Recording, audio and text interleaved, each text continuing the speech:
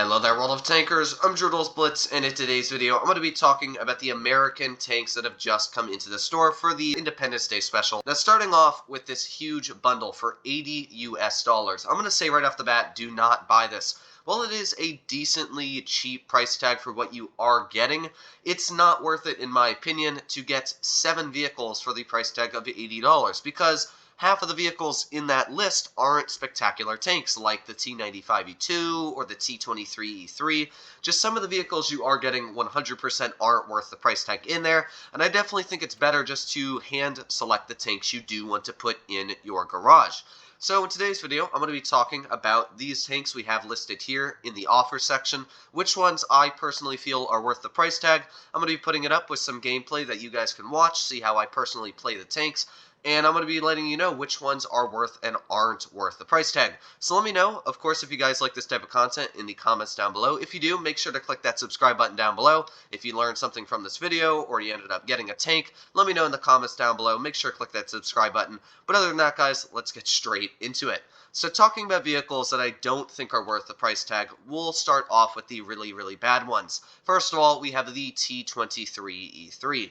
I don't care how cheap that tank is, I probably will never say it is worth the price tag. Even though it is 50% off, it's just not a good vehicle. You can go pick up a Comet for free and pretty much do everything the T23 can do, but better. It is 100% not worth the price tag, just not a really good tier 7 medium at all. Looking at the T95 E2 as well, that is a no deal, because you take a look right next and you have the Super Pershing, which is a cheaper price tag, and in my opinion, the Super Pershing is way more reliable and a better tank than the T95 E2. Not only does it have an extremely solid armor profile, it has a really sturdy turret. It does have weak spots on the turret, really the only weak spots on the tank, but it's got actual good penetration with its standard ammo, where the T95 E2 is only sitting at 175.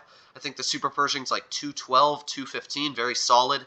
They've got similar damage per minute. I personally feel that the Super Pershing is way better of a deal. However, at the same time, I'm going to say that the Super Pershing is not worth the price tag out of the other vehicles listed here. I do think the Super Pershing is a great tank. If you wanted to pick it up, I'm not saying it's bad at all, but compared to the other vehicles we have in this list, I definitely don't feel it is worth the price. Next up, and lastly, we have the Chrysler K. While this is a tank a lot of people like, and I personally like it too, it's definitely not one of the best tanks out there. Unlike the PC variant, this tank does not have a lot of premium penetration, and neither a lot of armor standing up against tier 9 opponents. If you're fighting, let's say, an E75 in your Chrysler K, you are pretty much screwed. There is nothing you can do to that E75 frontally, even with your premium rounds, and you're going to die barely getting any damage out. And that's one of the issues I have with the Chrysler, is in tier 9 matchup, the thing is absolutely useless. And even in tier 8 matchups, when you're getting flanked, it is not the best tank. I do like it. It's very fun. 10 degrees of gun depression over the side. Again, if you wanted to pick it up, I don't think it's a bad price. But for the other tanks listed here, I definitely don't think it is worth it. So then we were down to 3. We have the T28 HTC, the T34 Independence, and the M6A2E1 Experimental. Now, I personally feel that all 3 of these tanks are worth the gold. And the reason for that being is because they are all super strong in their own elements. So I'm going to be starting off with the T34 Independence, telling you why I personally feel that tank is worth it or not worth it, depending on your personal playstyle, and then we'll be getting into the other 2 vehicles as well. So starting off with the T34 Independence, this is pretty much just a reskinned T34. Well, not pretty much, it is a reskin. Every single statistic you will find on this tank is exactly the same as the T34. So if you already have the T34, I would not suggest to get this vehicle unless you are really in love with the camouflage. That's why I myself really wanted to pick up this tank. I love the way the camo looks, got all the stripes, red, white, and blue all over it, so I wanted to pick it up, and it took me a long time to get it. I think it took me about 3 years of waiting to finally get my hands on it. It first came out, and it was like $50 to pick it up, and I was like, there's no way I'm spending $50 on just a normal T34, as I already have one in my garage. So I was like, you know what, they'll bring it back out cheaper the next time. Well, it turns out that the next time they brought it out, it came in crates with the T28 HTC, and I was able to get the HTC when it first came out. However, this tank I was still not able to get my hands on. So another year fast forward later, I think I was able to get it on the Black Friday special. It was still a pretty expensive price tag, like 20 bucks. But you know what? I really like the way the tank looks. I like the T34 playstyle in general, and you guys probably will agree, it's just one of the nicest looking tanks in the game for camouflage. But of course, it's not everybody's cup of tea, especially if you aren't American. You're probably not going to love this camouflage as much as me or any other American. But talking about the tank, as I said, this is just a reskinned T34. So if you love your T34 playstyle, this will have the exact same type of it. It's got very, very weak hull armor. You'll see here I actually got a very lucky bounce in the rear of my tank. But yeah, I was getting ripped apart out in the open there, and that's because this tank will not be bouncing any shells in the front, the sides, or the rear. If you do get bounces in the side, it's most likely because people are shooting heat and they don't understand how spaced armor works. But yeah, literally it's like 120 millimeters in the side at max, and you can't side scrape in it. It's very easy to go right through the tracks. As well, the frontal armor, it's not like the T29. It has not received a buff. Unfortunately, I think it should get a buff in the upper hull. However, it's about 170 millimeters thick, which is nice. It's actually going to bounce the occasional shell, especially if you are using gun depression. It will do very well. However, the pinnacle of this tank is the turret and the gun. Starting off with the gun, it carries a 120 millimeter, which is very nice for a tier 8 heavy. Deals 400 average damage, which is actually quite a bit for the average American heavy tank, and as well has one of the most amazing penetration values out there, 250 millimeters. If you're running calibrated on this tank, which I would definitely suggest you do, it's going to go all the way up to 260, and your premium rounds, I think, are reaching 305 millimeters.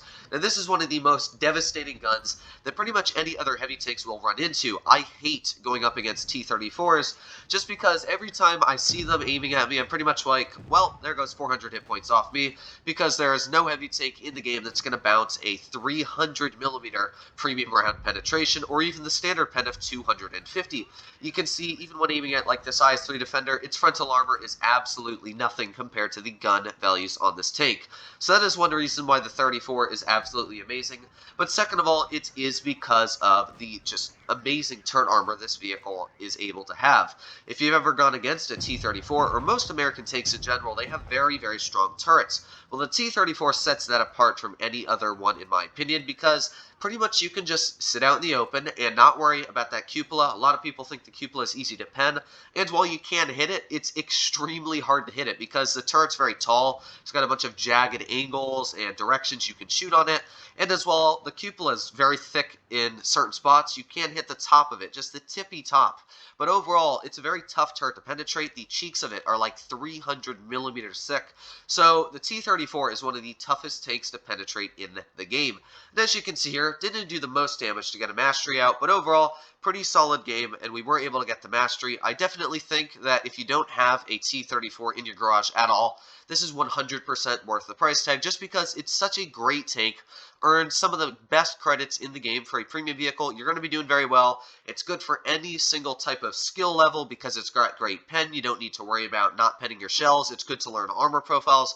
Overall, I think the T34 is a great bang for your buck. Jumping up the list, we have the T28 HTC. Now, this is one of my favorite tank destroyers in the entire game, and the reason for that being is because it actually has a very, very strong armor profile, and it's very unique in the playstyle that it has. The Badger, the tier 10 tank destroyer, sort of boasts that it's got some of the best frontal armor in the game, especially for a tank destroyer, which is true, but it also falls apart as soon as you load premium rounds, you shoot at the lower plate, you shoot at the track wheel. It just falls apart really, really quickly, and the T28 HTC, I really never find myself falling apart in this tank. Now, the first main reason for that being is the hit point pool. It's got 1,200, which is a very beefy amount for a tier 7 tank destroyer. In fact, that's on par with some of the tier 8 heavies, even after the hit point buff. As well, the tank has a very solid gun. I think it's got like 2,400 damage per minute, which is solid at a tier 7 level. And as well, it comes with 198 millimeters of standard pen. So you can see here, even aiming at like this Black Prince, I'm pretty easily able to penetrate right on the front weak spot of the tank. It's not that hard at all. Able to even out damage per minute this Black Prince when I am angling the tank in the correct orientation. And one weird thing about it is you can see how I am angling that gun. That's because I think it's like 25 degrees to the left and 25 degrees to the right the gun can angle. And even with that Black Prince shooting premium rounds that have around 250 millimeters of standard penetration, it still is bouncing 50% of the shells on my frontal armor. And that's because while it does look like it's got that very weak frontal bar rate below the gun, it really isn't a weak spot. In fact, it's 200 millimeters base, which is very, very impressive, judging that tanks like that Thunder there literally cannot pen me with their standard ammo at all in the front. Even their premium rounds are really going to struggle to pen the frontal armor. And when you're using your 25 degrees of gun arc, should I say, it's able to change that frontal plate from about 200 to 230, which, yeah, that's extremely impressive. That means that even tanks like that Black Prince are really going to struggle to pen my frontal armor if I am wiggling it, even with their premium rounds. And I'm able to pump shell after shell, just standard ammo, you can see right into him, just punishing that Black Prince every single time. As well, it's actually decently quick for the armor profile it has. Wargaming about a year ago completely buffed this tank. It wasn't the strongest vehicle before it received a buff. It was very slow in the traverse speed. It was almost like a T110 E3. It wasn't very quick, didn't really have a lot of things going for it, but Wargaming not only buffed the traverse speed, they also buffed the hit point pool, and they buffed the damage per minute. The accuracy, I'm pretty sure, as well. They absolutely changed the playstyle on this tank. So now you can see I was literally able to not only fight a KV-3, the Black Prince as well, and the Thunder. I was able to take a shell from pretty much all of those vehicles, plus the Yag Panther over here, and I'm still alive with 24 hit points and finishing off the lonely Yag Panther. And that is just what the HTC is able to do. It's able to literally fight every single tank on the battlefield, and if you run it correctly, it can take them all out. I'm still alive somehow. I was actually very surprised I was able to survive this match in the scenario I was in. I didn't expect at the beginning that KV-3 to slam a 400 damage shell into me, but even with that big gaping hole in the rear of our vents, our tank is still chugging along. So up next, we have the SU-122-54, or is it, I think it's the 44, actually. That's the Tier 9 tank destroyer. I've got them all confused. But there's the 44, and yeah, I want to be pretty careful of that tank because it will hurt me quite a bit. But I'm able to slam my first shell right into it, as you can see with that amazing aiming time again this vehicle has. On movement dispersion values are pretty solid, and I'm not even worried about that SU being able to pen me, because as I said, it can't pen me with its standard, it can't pen me with the premium, so the only way it could take me out is high explosive. And I was betting that this SU wasn't really smart enough to use high explosive, although I was pretty mistaken, because I pulled around this corner, and yeah, this SU actually did shoot a high explosive shell at me, but because our frontal armor is so thick, well, what's going to happen? We actually managed to bounce a high explosive shell, absorbing it in the frontal armor and the track. So that is how tough this tank is. Now, of course, every tank does have its weak spots. First of all, it's got the little boobs on the side. Those are about 170 millimeters thick, which means that most Tier 7 opponents can go right through them. And as well, you've got the side armor, you've got the rear of the tank, and as well, you have cupolas on the top. But overall, it's such a tough tank to penetrate, and not a lot of people even know the armor profile of it because it's so rare. You can see for only 3,800 damage, I was able to come out with a mastery, earn a pretty solid amount of credits. Overall, I absolutely love the HTC. So I definitely think that if you're wondering whether or not you should stick it in your garage, I think it's personally worth it. However, this is more of a fun tank than one that you'll win every single game in. And finally, we have the M6A2E1 Experimental, which is actually cheaper in gold than the T34. Now, I'm going to say right now, I personally feel that this tank is way, way more worth it than the T34. So if you already own a T34, I would say get this tank, because this is actually worth it in my opinion. This tank, for the price tag, is really, really worth it. When the M6 first came out years ago in Blitz, and I used to go up against it, I was like, oh my god, this tank has the thickest armor profile I've ever seen. I've seen videos on it on World of Tanks PC. It's called the Mutant, and I absolutely adored it just because it's got such a thick frontal armor, and I obviously love the thick frontal armor playstyles if you haven't told by the HTC part, so I really wanted to get this tank in my garage, in fact more than the IS-3 Defender when I didn't own it. And when the first Blitz fair came out, lo and behold, the M6 as well came into the game, and it cost me $100 to get the M6 in my garage, just with the tickets in the auction. And I will say, even now that it's this cheap of a price tag, I am not disappointed when I spent $100 on this tank, because it is worth the price for me when I first picked it up. This was one of my highest win rate tanks ever since I first got it, and this was years ago. Like, I wasn't amazing at the game when I first started playing, and the fact that I was able to secure like a 70% win rate on average with my M6 getting out 3,000 average damage was crazy for me to believe. I played 2 tanks in this game today. The first game I was playing, I did like 4,800. I was on 6 kills, and I decided to ram a Luva, which ended up in me exploding because I thought he was going to die. Well, it turns out I died in the first game on the ram. However, this was the second game I played. Both games I got masteries in, which is crazy for me to believe. But the reason the M6 is such a strong tank is it's pretty much the opposite of a T34. Instead of having an extremely strong turret, this tank has an extremely strong hull. The upper and lower plate on this tank, let's say, are just on average 300 millimeters thick, which means that even premium rounds from like an IS-5, even running calibrated, are extremely hard to penetrate the frontal armor on an M6 experimental. Not to mention, this tank comes with 10 degrees of gun depression, and it carries the same gun as, let's say, the T34. So that means that not only do you have 250 millimeters of average penetration, and since I'm running calibrated, it's 260, I'm able to aim down on people because this is actually, I think, the tallest tank in the game. So you're so tall, in fact, that you're able to aim down on tanks. If I was face-hugging a vehicle like a VK-168, I could aim right on the tank's upper plate and penetrate it just because I'm looking down on it, making that effective angle very, very weak. You can see here that IS-6's armor profile literally stands no chance, and he bounces right off of me. Now you will notice I do have a couple pens on my turrets, and that's because the turret on this tank, as I said, it's the opposite of a T-34. The turret is actually the weak spot. The frontal turret armor, the gun mantlet, I will say, is nearly impossible to penetrate. It's like 600, 700 millimeters thick. You're never going to pen the gun mantlet. So it is very troll to penetrate the turret. However, the cheeks are about 190 to 200 millimeters thick, which, yeah, at tier 10, you're pretty, not tier 10, tier 8, you're pretty easily going to be penning through the cheeks of the turret. However, when you are having people that are aiming at your hull, if you're face-hugging, it is nearly impossible to penetrate the M6's hull armor, especially when you're face-hugging people because it's a steeper angle because they're looking up at your turret. All you gotta do is wiggle that turret back and forth. That's one of my greatest tips I would say to do in the tank. You can see me wiggling the tank back and forth here, trying to make sure that the WZ could not pen me because it actually has a very good amount of pen.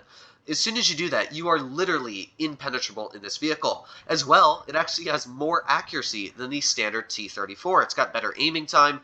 This game, I've already racked up 5,260 damage.